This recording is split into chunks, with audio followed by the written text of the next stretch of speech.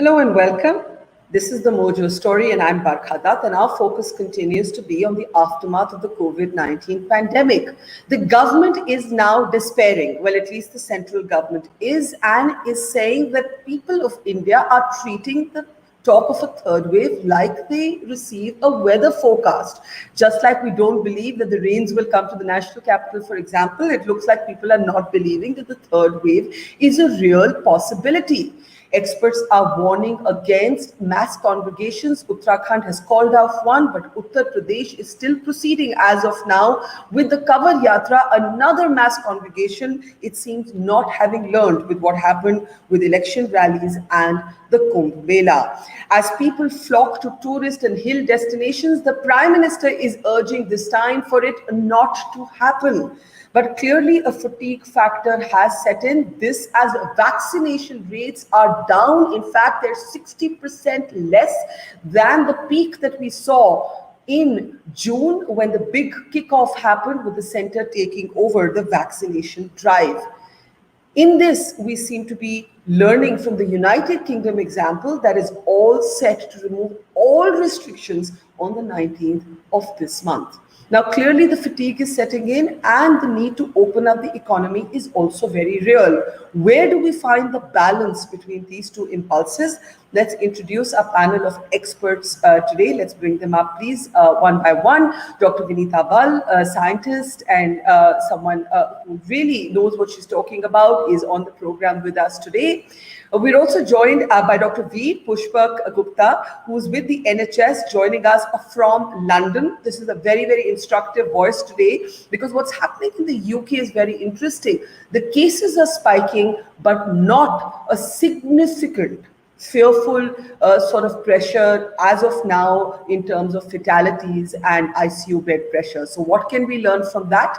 Dr. Ambrish Mitahl is with us as well at the forefront of the coronavirus battle, as is Dr. Lancelot Pinto, somebody whom I have a lot of time for because he was among the first to warn against the medical protocol that doctors were using here, in particular the overuse of steroids.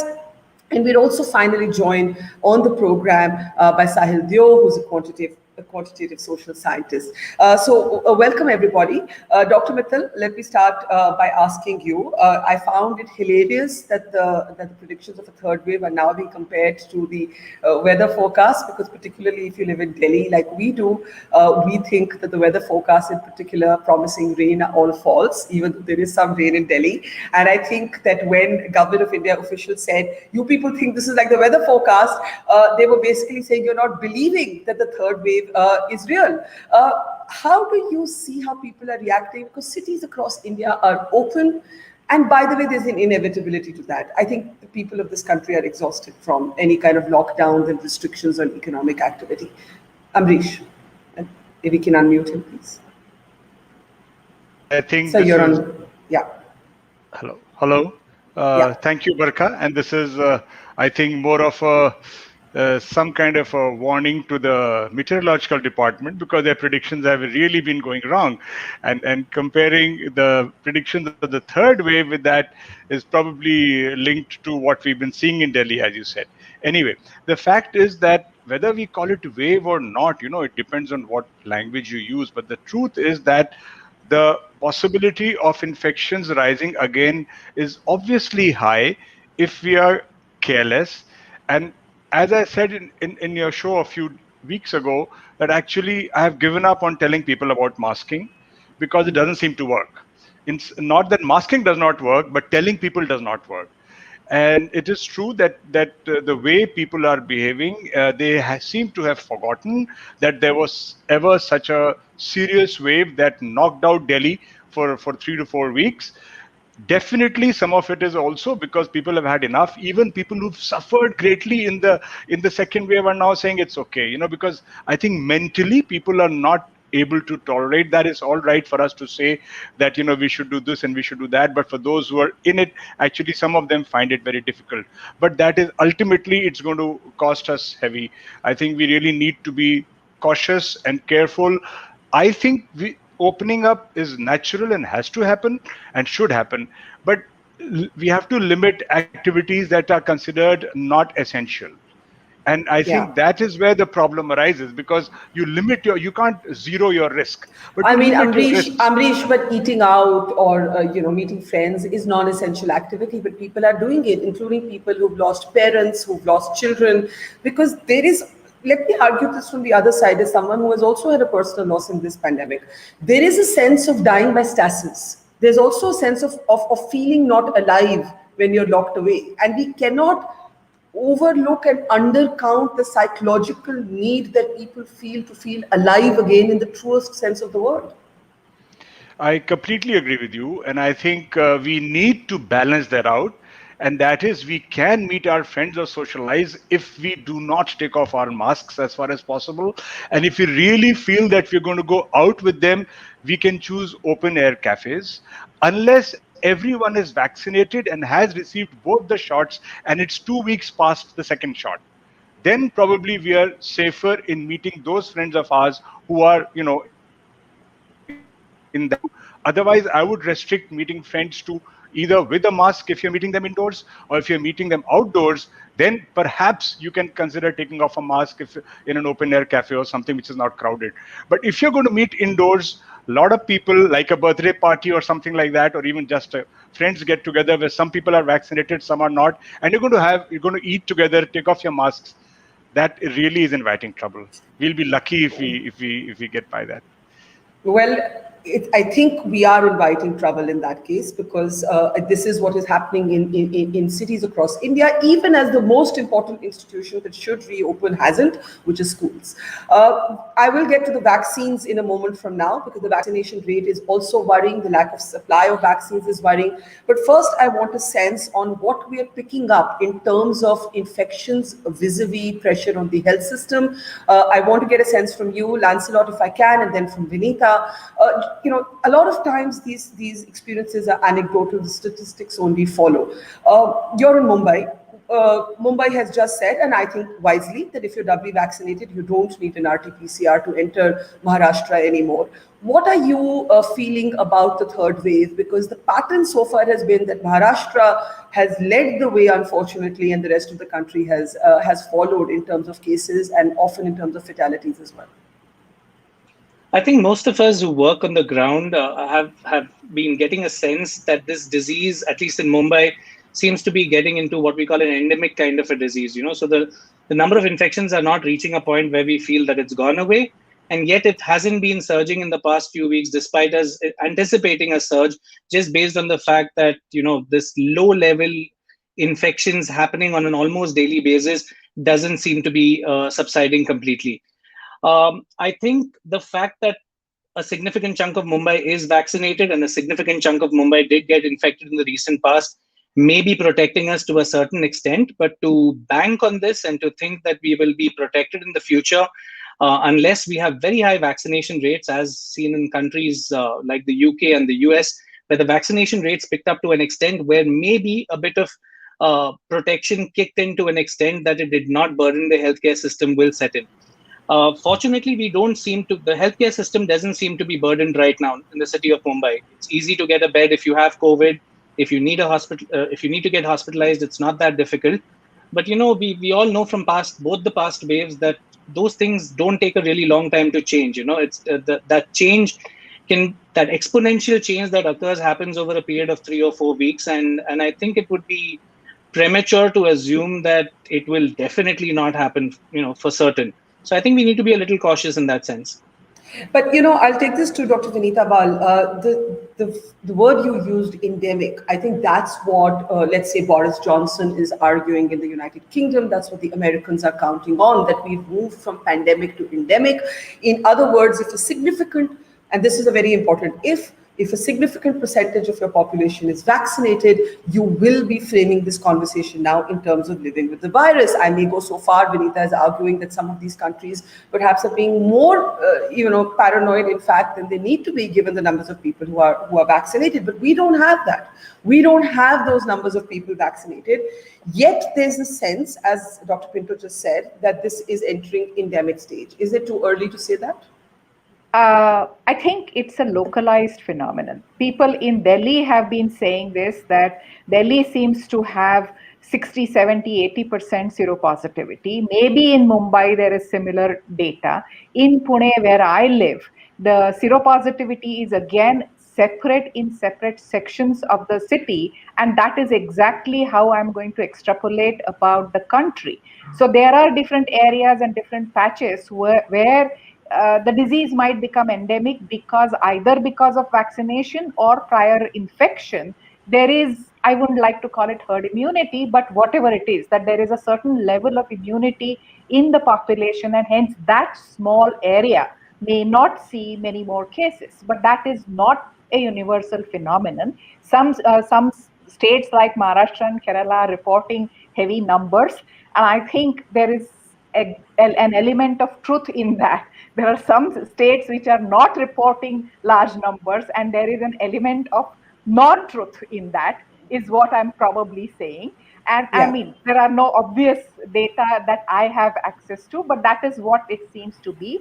And in such states, it is likely that either the disease can spread or it will never get reported. So there are these variabilities which we need to take into account. But if you, like in Mumbai, I'm also noticing that there is a small increase in reported cases or a little decrease. So it's like a thick fat tail of the second wave that we are looking at. And at any moment, it might start climbing up. But the same situation as in Mumbai, it's not difficult to find oxygenated beds in Pune, which it was the case in April and May.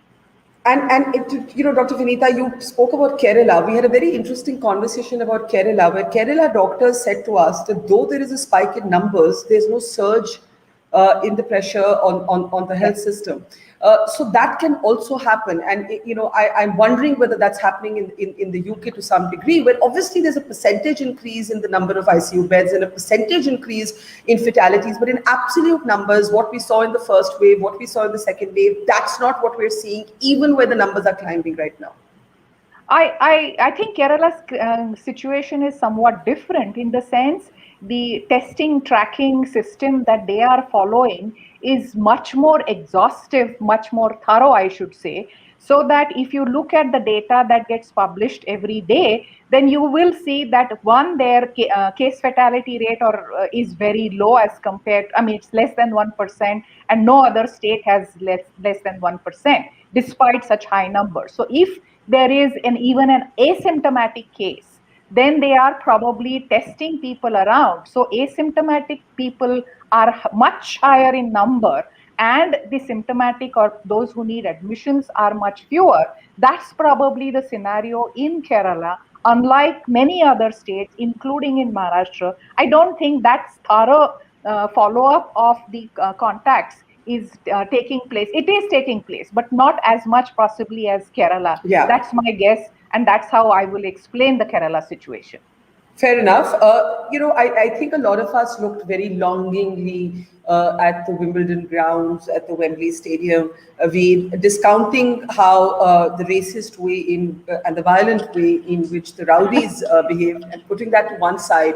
There was a certain longingness, I think, with which everybody's looking at London right now. London's and the UK is almost like a live laboratory experiment unfolding right now, from which the rest of the world is going to take a cue. And I've seen that there's been some ferocious pushback to Boris Johnson's going ahead with lifting these restrictions.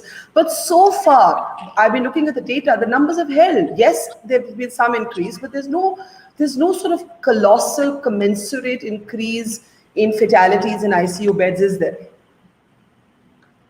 Veer? Yes, so you're absolutely right. So if you look at the numbers from yesterday, 32,000 cases, about 400 hospitalizations, and around 30 something deaths. And if you take Google and you just Google the graph from the same number of hospitalizations 4 months ago in the second wave, you will see that the case numbers at 30,000 had much more hospitalizations, had much more deaths at that point. And this is mainly because of the vaccination numbers. So we've vaccinated almost 85% of people in the UK have gotten one dose at least. Almost 100% of the elderly population has been completely vaccinated, and everybody that is from 18 to 29, about 55% of them have gotten one dose at least. So the numbers have held because of the reason that the vaccinations have been very, very well. The important thing to understand is that you will not be protected from getting COVID or a different variant of COVID. But as we've said before, the vaccinations will help you not to progress to a stage into the ICU settings or into advanced disease levels and burden the health system.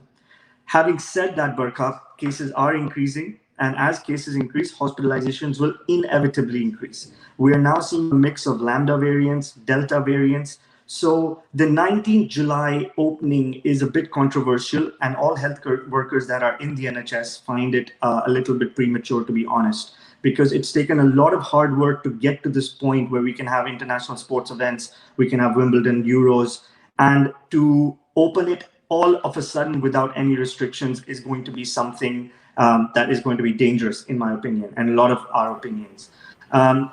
Having said that, if you compare things to India at the moment, the best analogy I can give you is that there are two trains on two different tracks. The UK train is a little bit ahead. It has seen the stations that have come, and the Indian train is following a little behind. Now, the stations that have come, if you go back to where the Indian train is, if you take the UK train and go back to that point where the Indian train is today, at that point, there were a lot of restrictions in the UK. There were a rule of 6, where you cannot meet more than 6 people outside. As one of the doctors said, you only meet them outside. You had immigration rules where entry was very, very strictly restricted. And then you had COVID, track and trace, which has now progressed onto a COVID passport. So all of these things still need to be in place if you have to come to the point where the UK train is right now, where you can think of opening things up, along with the vaccination rate that needs to continue. Personally, I don't think India is there yet, but I also don't think that the UK is there yet to open everything on 19th July. As you said, this is an ongoing experiment, and we need to be proactive and take decisions as per every day's data. Well, it's also worth reminding people that in the UK, Veer, please correct me if I'm wrong, schools remained open. Schools are shutting now, in fact, for the summer, right? But schools in large parts of the country, the UK did find a way to keep them open. But of course, we're talking about a very different sort of apples to oranges comparison here in terms of our country sizes and populations. Sahil, vaccinations is what I'm going to look at. I'm going to look at the numbers in my next round of responses from all of you, because that's the key. That is the key, right? Because, and in fact, we've seen countries like France now making it mandatory to show a vaccination certificate before you enter a bar, and 1 million people signed up to vaccinate when that was announced, and it's a move that I completely support, but we'll get to that in a moment, Sahil. Looking at the numbers and the behavioral responses of people, what are you picking up? I mean, I think Ambrish is absolutely right that even people who have suffered grievously in the second wave just can't live like this anymore. In Indians also, we're very defined by some sense of fatalism and getting on with it. That's how we've been as a culture, and I think we're seeing signs of that among our people. Sahil. Okay, so I'm going to pick on a few points that our STN panelists spoke about, right? So one thing that I firmly believe in is a lot of these trends are extremely local, right? So if we were to take the example of Pune, where I'm currently based, in the age group of 18 to 45, at least 49% of the population in Pune city have received the first dose of the vaccine. Right? If you were to look at a couple of districts outside, still in Western Maharashtra, these numbers vary drastically. Right? So keeping this in mind, and if we look at this, being a data analyst, I would look at the 3 steps, right? From data to insights, and then insights to decisions, right? So I think all of us by now are pretty good at data, right? Like discounting the undercounting, overcounting, right? So I love the way Dr. Bar put it about some grain of truth and some grain of untruth.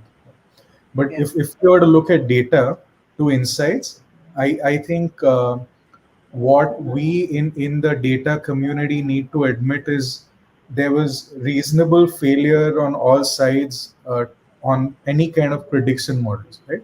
So other than the Sutra model, which I think fared pretty well in the second wave, I as in having worked with ICER and other universities, so I would ignore the data to insights part, but I think the insights to decisions part is where we really need to work on.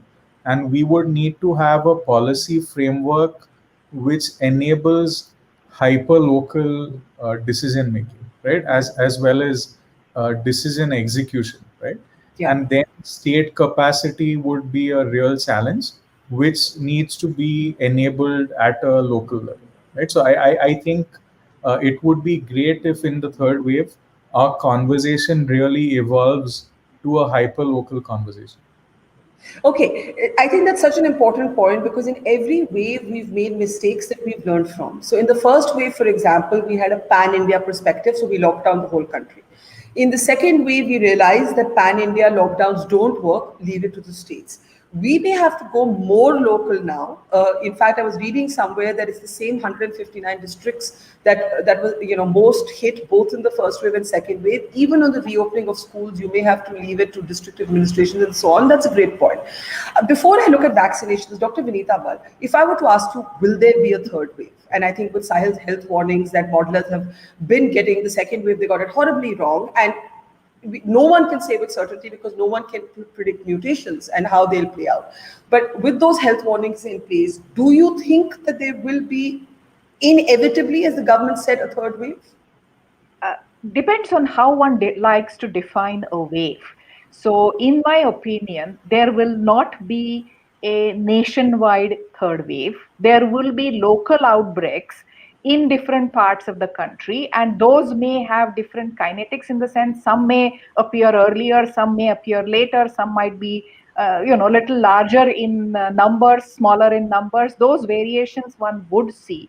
And the way we are going about, in the sense there is a complacency, I feel, after 20-25% of the total population have gotten their first shot. So we are feeling, we as in population generally, are feeling very secure, possibly in the thought that one is vaccinated. And that is why we see the kind of pictures that you are showing on the screen just now.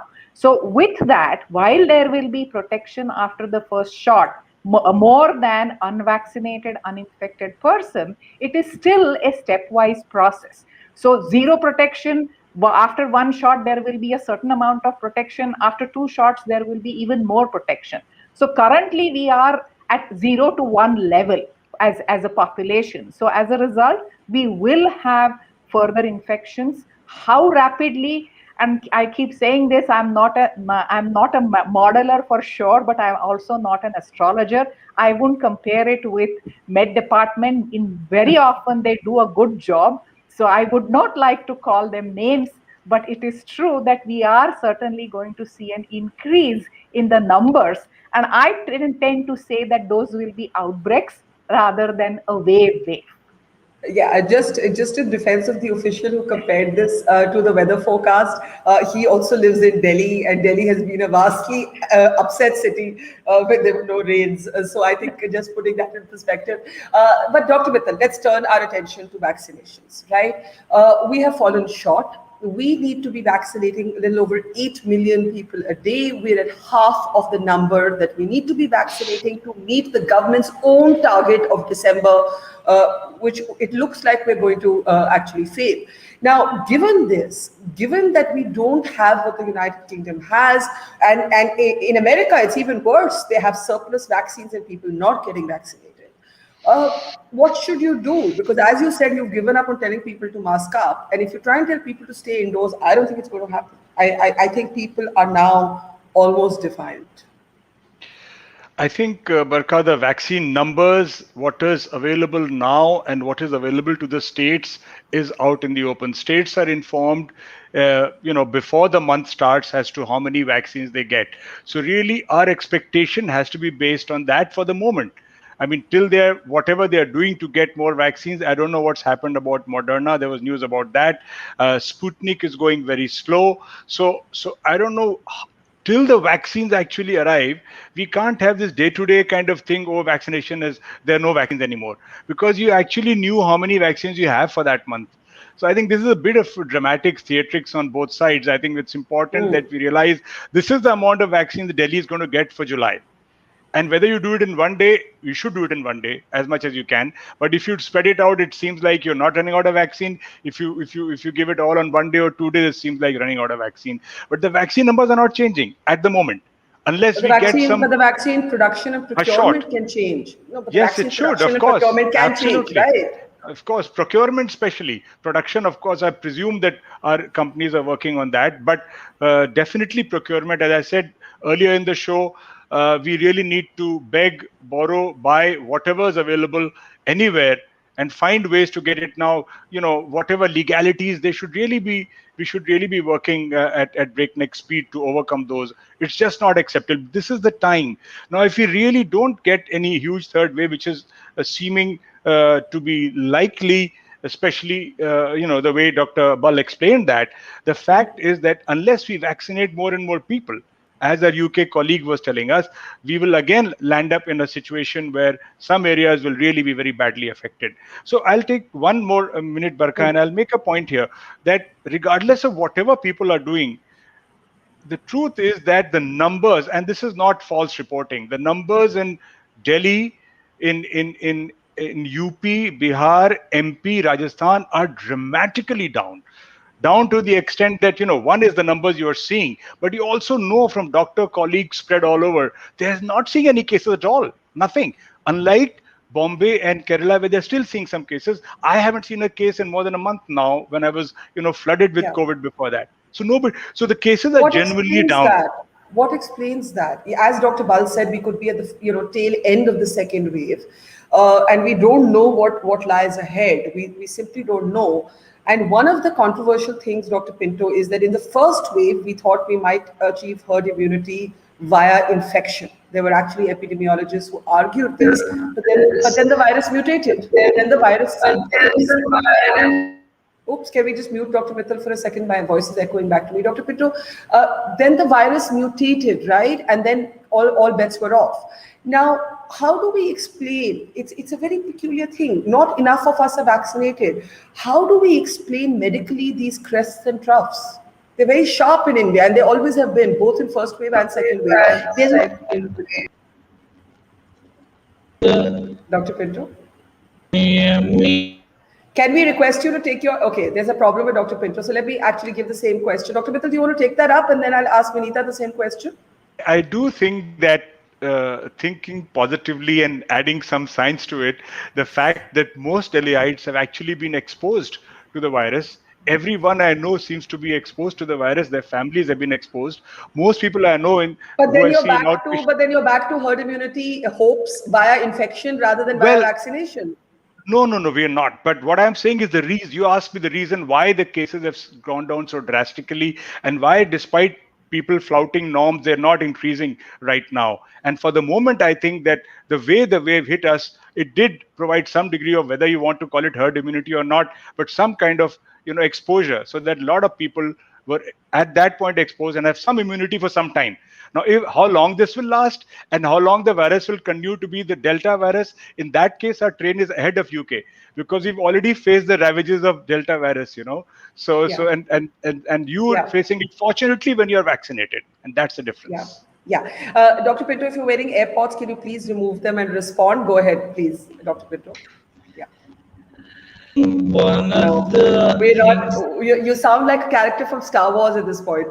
We need to fix your connection to you. Veer, if I can ask you, you said that you're still concerned, and I think Ambrish made the important point about our train being ahead, us having gone through the ravages of the Delta variant already, and thereby the infection itself may be providing a degree of cover. How has this played out if you were to compare it to where you are? So I want to just really quickly come back to the point that was being made before.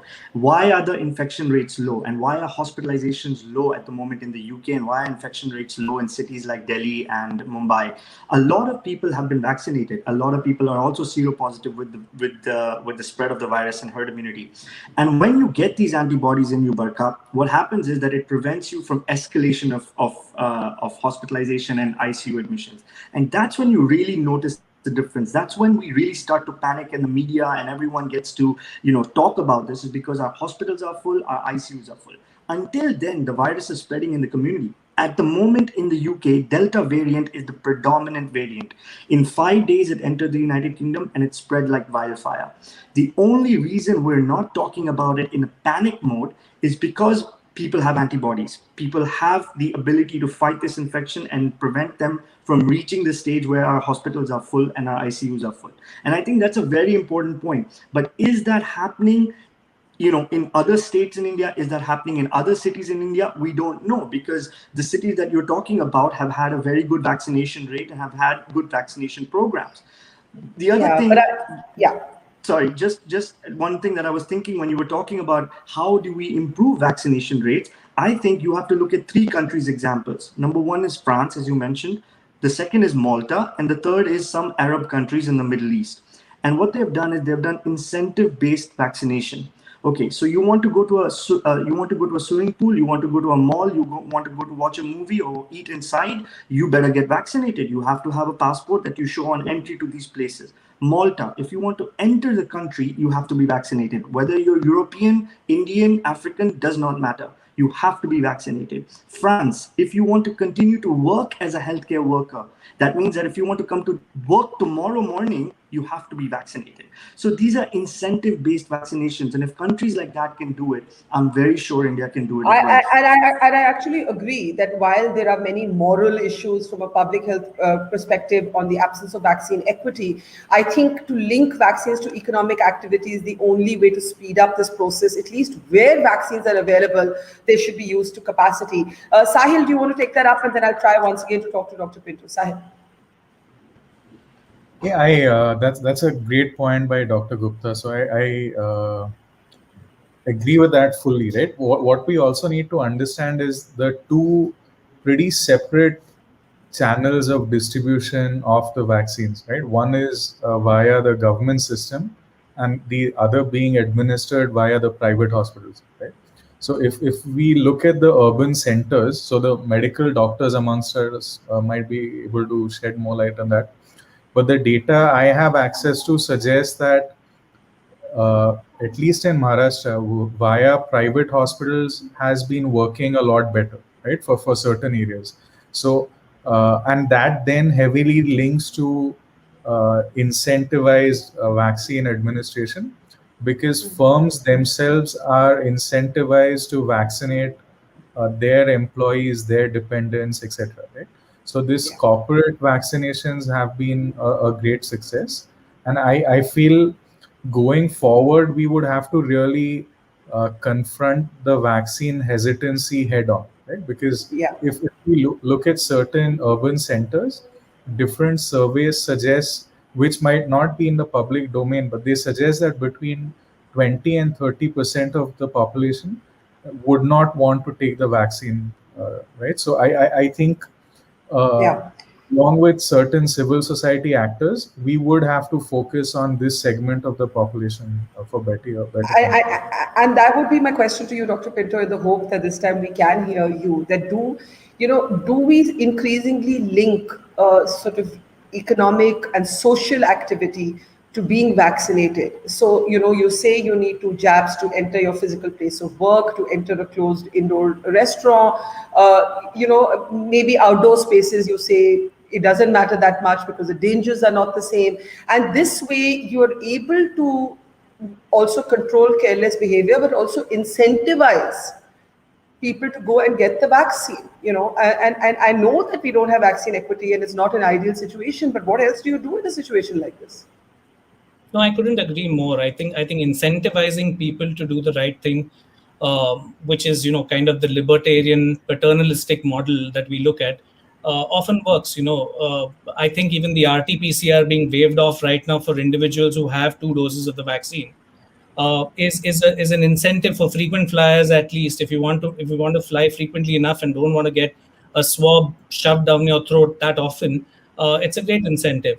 So similarly, as you rightly pointed out earlier, I think there's a lot of fatigue setting in. People do want to go to restaurants. People do want to engage in economic activities. If they can get a gentle nudge in that direction, saying that, we recognize your right to have a life, we recognize your right to engage in society, but that cannot be done at the expense of others and at the expense of us going through another large wave or going through the kind of economic meltdown that we went through. And therefore, please go ahead, get your vaccine. And by all means, that's your incentive to go ahead. In fact, one of the arguments made against vaccines also is that, okay, I get my 2 doses, but I still can't do anything even after getting those 2 doses. Exactly. And that's what makes people feel frustrated with the thought of getting one, that if this is not going to significantly change my life, why should I bother? Which is why I actually think you need sort of an incentivized vaccine drive. I've got to close, Dr. Bal, very quickly. India's first recorded case is infected again. She is asymptomatic. It's in Thrissur, Kerala. I do again want to stress this is an outlier event, and in her case, the antigen test was negative, the RT-PCR was positive, but she has no symptoms. But this is 2 years after she was first tested positive. What do we take away from that before we close? 1.5 years possibly, because I think it was last February, March or something, and now it is July. So 1.5 years. So we do not know a lot about this virus, though we know a lot about the virus and the disease too.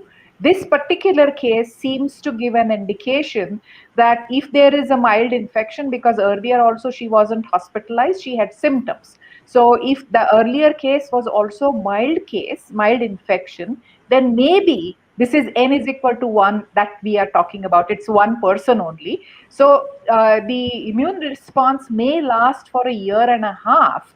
And if there is a Delta kind of a variant which requires fewer viral particles to infect the host, then in such a situation, there might be reinfection. So this also we need to think about and remember. And it's also a point to remember that even after 2 doses of vaccination, since these vaccinations do not give immunity or protection from transmission of the disease, they give protection from the illness because of the virus, not from the transmission. So that is an aspect that we need to take into account just as a takeoff from this single case. And that this is a single case is something that we need to remember. But as academicians, this gives us one indication that maybe 1.5 years is how long the immunity might last. Post-vaccination, how long it will last, we don't know, because it is about 1 year since the vaccine trial started. I just want to say in the end that there's also a sort of responsibility to not to remind people that testing positive is not the same thing as being ill. So infection and disease are 2 different things. And the number of time people will say, what's the point of the vaccine because they're still tested positive? That vaccine is at least potentially and most likely, especially if you've got 2 doses, keeping you out of hospital. And that is actually where the focus of governments across the world has to be for now. We'll leave it there. Dr. Mitahl, Dr. Bal, Dr. Pinto, Dr. Veer, and Sahil, thank you. And to our audience, see you tomorrow. Thank you for watching. Goodbye. It's great to see you here. Thank you for watching our work. If you haven't subscribed yet, don't forget to click the bell icon and subscribe to Mojo Story and support independent, robust journalism.